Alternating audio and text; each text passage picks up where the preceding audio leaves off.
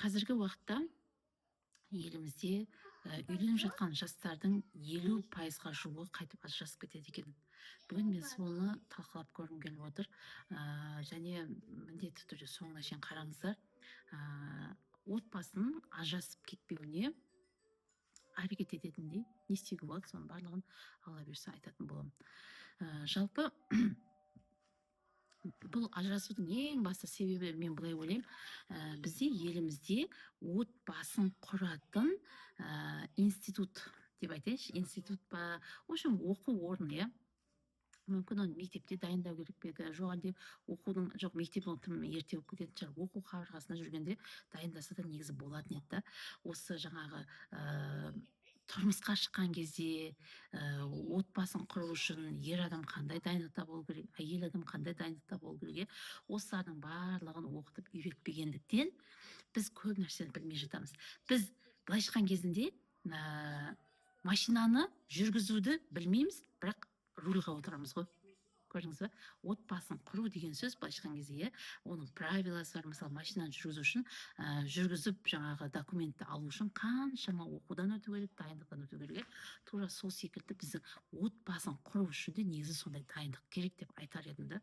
Сол дайындықтың болмағаннан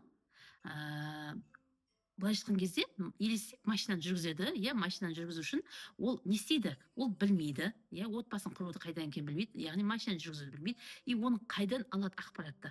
Яғни өзінің көзі көрген әке шешесінен, бауырларынан, в общем, өзі қандай отбасыларды көзі көрді, отбасы құрып жатқан, иә, солардан, мүмкін жаңа телевизорда, кинолардан, әркіммен де әртүрлі жерден жаңағы не алады ғой, сабақ алады ғой. Сондай алған сабағынан не істейді ғой, қолданады. Жаңағы машинаны жүргізу үшін деген секілді, отбасын құру үшін сол көргендерінен білім алады. И былайша айтқан кезінде алма ағашынан алыс түспейді дейді. Көп жағдайда біз өз отбасымыздағы мама мен папаның қарым-қатынасы тікелей қараймыз. Мама мен папа қандай қарым-қатынаста болды, дәл сол қатынасты біз мына жақта құруды ары қарай жалғастырамыз көп жағдайда ше. Енді қараңыз, сөйтіп екі отбасы қосылып алды, то есть екі жас отбасы құрылды. Енді бұл жерде әйел өз орнын білмегендіктен неше түрлі нәрселер орын алып жатады. Мысалға, әйелдің өзінің орны қандай?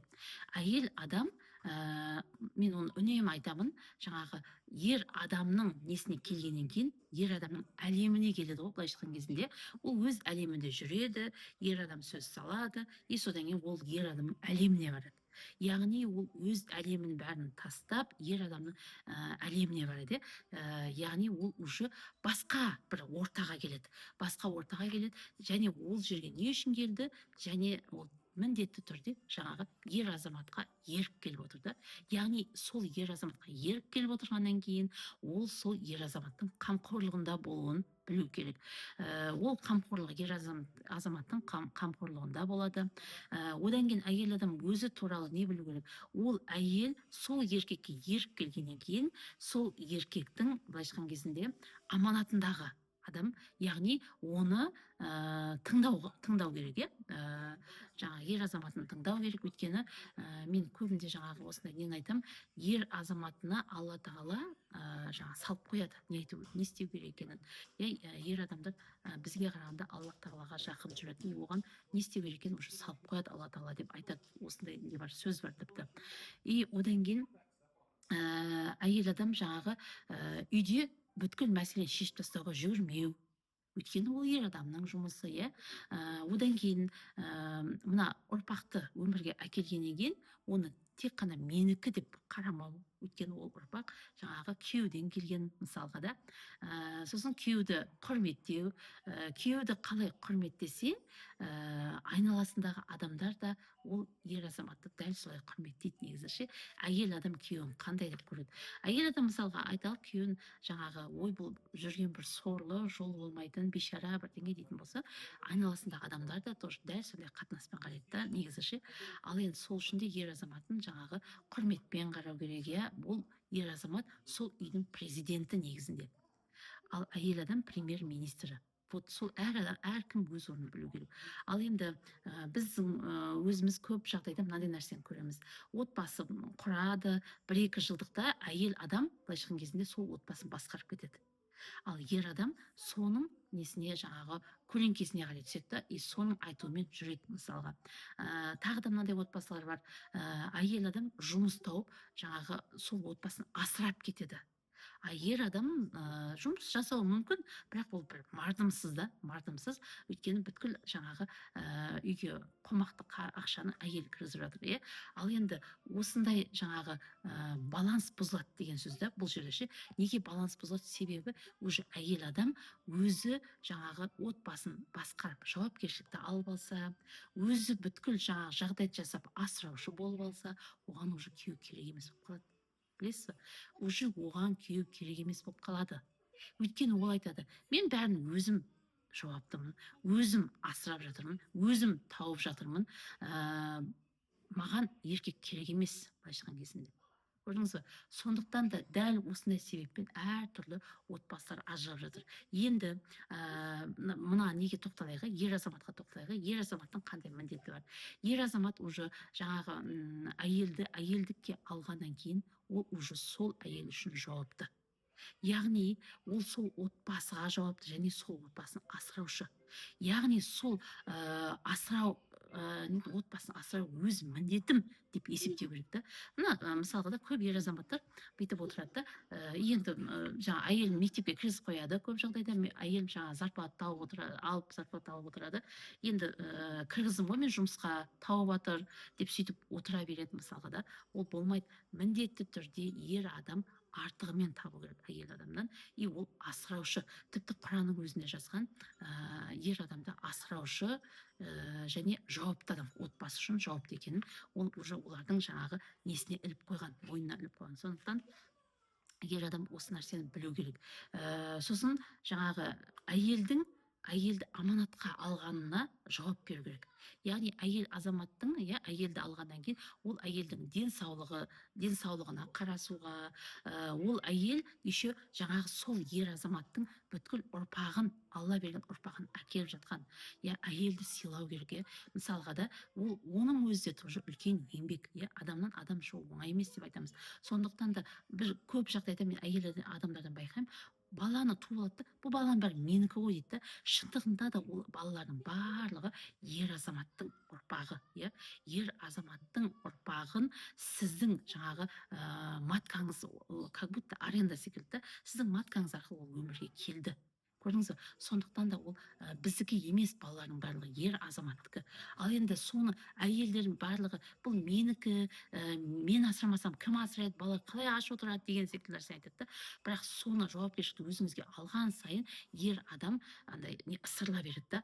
Ал енді сіз әйел адам жауапкершілікті ер адамға іле беруіңіз керек. Өйткені ол ана бала шағаның барлығының иесі сол негізінде. Иесі жауап беретін сол. Ана өмірге барса да соларға жаңағы тамақ тауып бере алды ма, киім тауып бере алды ма, солардың жаңағы жатын орнын жасап бере алды ма, соның бәрі үшін жауап беретін ер азамат бар. Сол үшін жауапты адам бар да. Сондай жағдайда әйел адам өзіне алудың ешқандай да негізі қажеттілігі жоқ. Керісінше ер адамның мойнына ілу керек та.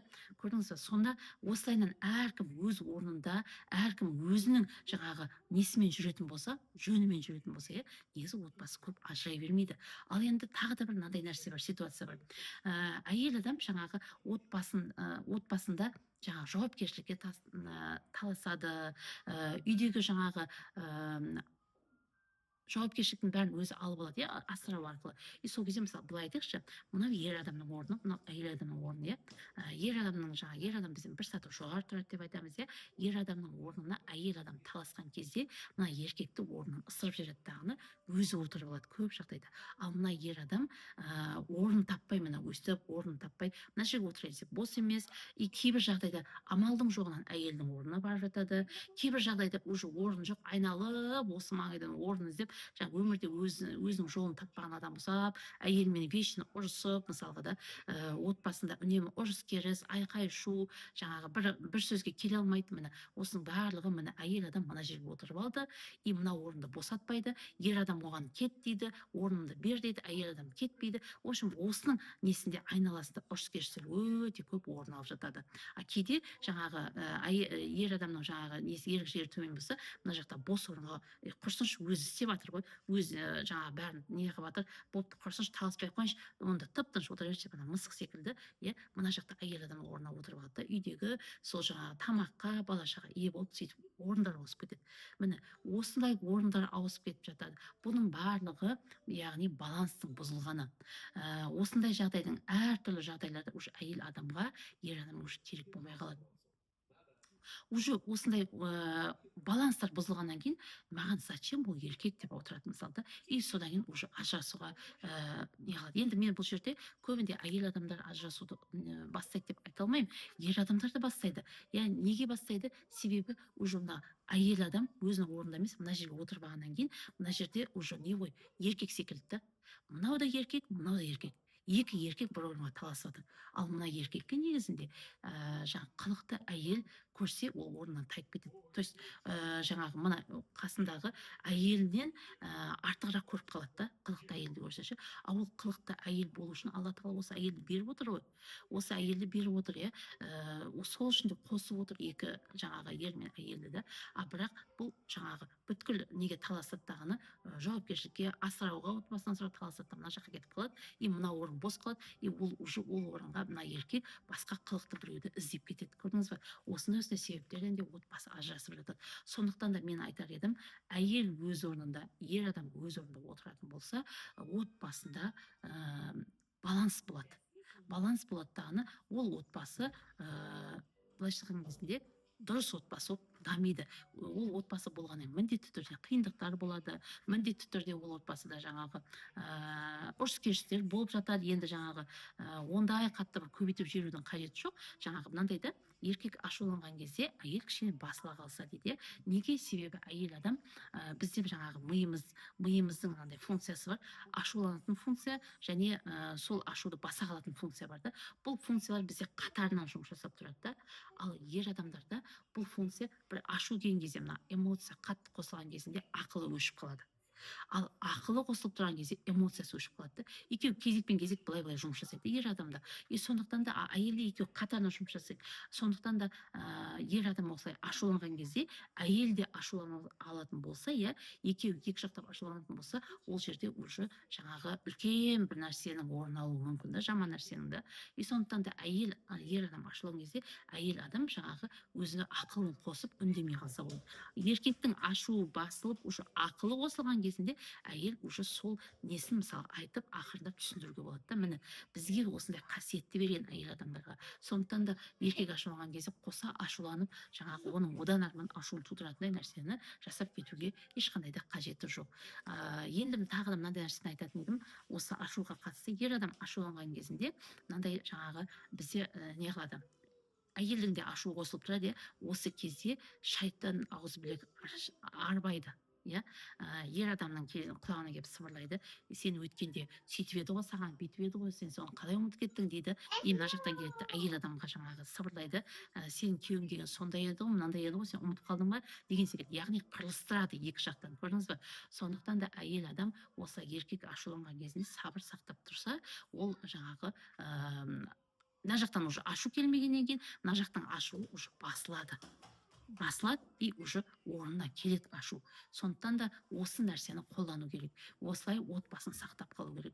Ал енді бүгін мен сіздерге сол осы жаңағы немде, сабағымда түсінікті деп айттым деген ойдамын. Осыдан кейін сіз де тоже отбасын сақтап қалуға барынша жаңағы әрекет етесіз деген ойдамын.